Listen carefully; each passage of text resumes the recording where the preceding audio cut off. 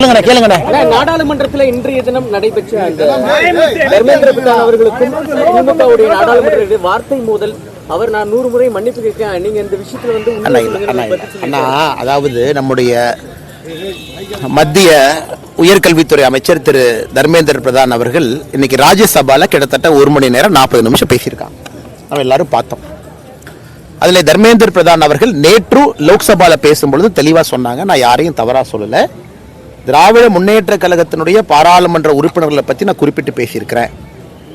ஆனால் என்னுடைய சகோதரி கனிமொழி அவர்களுக்கு ஒருவேளை மனதில் ஏதாச்சும் சங்கடத்தை ஏற்படுத்தியிருந்தா நான் மன்னிப்பு கேட்கிறேன். அது வந்து தர்மேந்திர பிரதான் ஐயா அவருடைய பெருந்தன்மையை காட்டுது. அதே நேரத்தில் எங்களை பொறுத்தவரை அவர் மன்னிப்பு கேட்டிருக்க வேண்டாம் தான் நான் நினைக்கிறேன். ஏன்னா அவர் தப்பா எதுவும் சொல்லலையே, பெருந்தன்மையாக நடந்து கொண்டிருக்கின்றார்கள் எங்களுடைய அமைச்சர் ஐயா தர்மேந்திர பிரதான் அவர்கள் இன்னைக்கு ராஜ்யசபால சொல்லியிருக்கிறாங்க. ஏன்னா அக்கா மதிப்புக்குரிய பாராளுமன்ற உறுப்பினர் அன்பு அக்கா கனிமொழி அக்காவுடைய 2 செய்தியை நேற்று நாங்கள் காமிச்சோம். அவங்களுடைய ட்விட்டர் பக்கத்தில் என்ன போட்டிருக்காங்கன்னா, தமிழக மக்களை நீங்க இன்சல்ட் பண்ணிட்டீங்க. இது ட்விட்டர் பக்கத்தில்.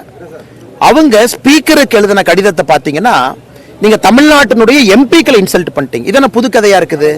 தமிழ்நாட்டினுடைய எம்பிக்களை பற்றி தவறாக யாராச்சும் பேசுறாங்க அல்லது சரியாக பேசுறாங்கன்னா அது எப்படி தமிழக மக்களின் மீது அடையாளமாக மாறும்? அப்ப நம்ம தமிழகத்தினுடைய மாண்புமிகு துணை முதல்வர் ஐயா உதயநிதி ஸ்டாலின் அவர்கள் பிரதமரை பத்தி தப்பா பேசுறார். மேடைக்கு மேடை பிரதமரை பத்தி தமிழகத்தினுடைய முதலமைச்சர் ஐயா ஸ்டாலின் அவங்க தப்பா பேசுறாங்க. அப்ப இந்திய மக்களை பத்தி தப்பா பேசுறாங்கன்னு எடுத்துக்கலாமா? ஏன்னா இந்திய மக்கள்லாம் ஓட்டு போட்டு தான் மோடி ஐயாவை தேர்ந்தெடுத்தாங்கன்னு.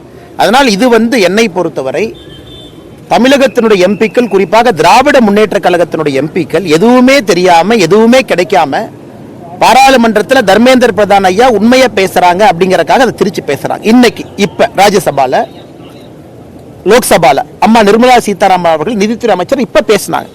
அவங்க பேசும்பொழுது எதற்காக தமிழக எம்பிக்கள் வெளிநடப்பு செய்யணும்? அவங்க என்ன சொன்னாங்க? தமிழகத்துல கல்வியினுடைய தரம் குறைஞ்சிருக்கு, அது அதிகாரப்பூர்வமாக டேட்டா சொல்லுது. அதை எடுத்து சொல்லும் பொழுது எம்பிக்கள் எல்லாம் கோஷம் போட்டு வெளியே போறாங்க. சோ பாராளுமன்றத்தில் திராவிட முன்னேற்ற கழகத்தினுடைய எம்பிக்கள் உண்மையை கேட்பதற்கு தயாரா இல்ல. யாராச்சும் பிஜேபியை சார்ந்தவர்கள் அமைச்சர்கள் உண்மையை சொன்னா உடனே அவங்க வெளிநடப்பு பண்றது வழக்கமா வச்சிருக்கிறாங்க.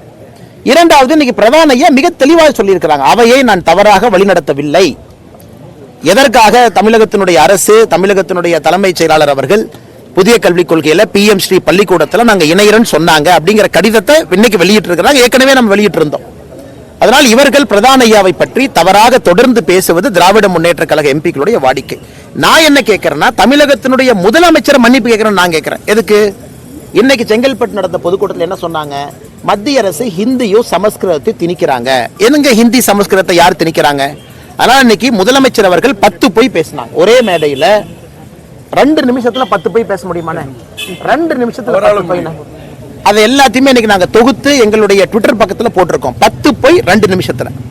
அந்த 10 பொய்யை பேசினதுக்காக அரசியலமைப்பு சட்டத்தின்படி முதலமைச்சராக இருக்கக்கூடிய ஐயா ஸ்டாலின் அவர்கள் தமிழக மக்கள்கிட்ட மன்னிப்பு கேட்கணுமோ தவிர உண்மையை பேசின பிரதான் ஐயா அதுக்கு மன்னிப்பு கேட்கணும்.